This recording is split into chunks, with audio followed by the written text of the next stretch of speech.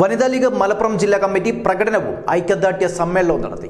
പൊരുതുന്ന ആശാവർക്കർമാർക്ക് ഐക്യദാർഢ്യവും പിന്തുണയും പ്രഖ്യാപിച്ചുകൊണ്ടാണ് വനിതാ ലീഗ് മലപ്പുറത്ത് പരിപാടി സംഘടിപ്പിച്ചത്.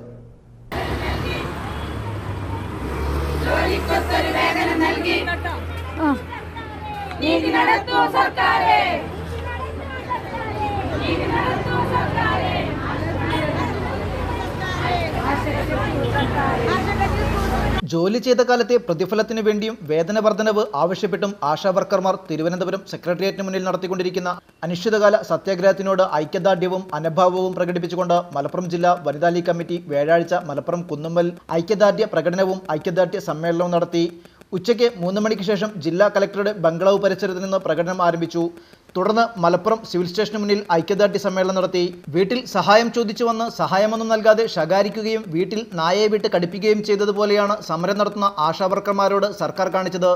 ശമ്പള കുടിശ്ശികയും വേതന വർധനവും ആവശ്യപ്പെട്ട ആശാവർക്കർമാരെ പുലഭ്യം പറഞ്ഞ് അപമാനിക്കുകയും മറ്റു പലർക്കും വാരിക്കോരി ശമ്പളം വർദ്ധിപ്പിച്ച് കൊടുക്കുകയും ചെയ്യുന്ന നിലപാടാണ് സർക്കാർ സ്വീകരിച്ചത്.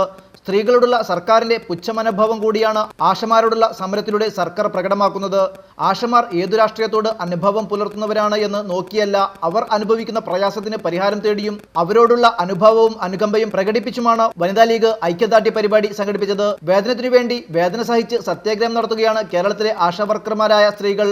വനിതാ league president KP Jalseemiya, general secretary Sakeena Pulpadan, ഭാരവാഹികളായ സുബൈദ വി, K ശ്രീദേവി, സുലൈഖ മജീദ്, ഷാഹിന, ഖദീജ മുത്തേടത്ത് തുടങ്ങിയവർ പ്രകടനത്തിന് നേതൃത്വം നൽകി. ഐക്യദാർഢ്യ സമ്മേളനം മലപ്പുറം ജില്ലാ പഞ്ചായത്ത് പ്രസിഡന്റ് MK റഫീഖ ഉദ്ഘാടനം നിർവഹിച്ചു.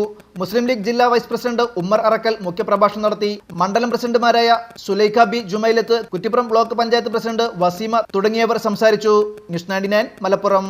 ഓരോ മുഹൂർത്തങ്ങൾക്കും അതിൻ്റെതായ സന്തോഷങ്ങളുണ്ട്.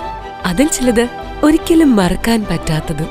Azad gold and diamonds, Thazhepalam, Tirur.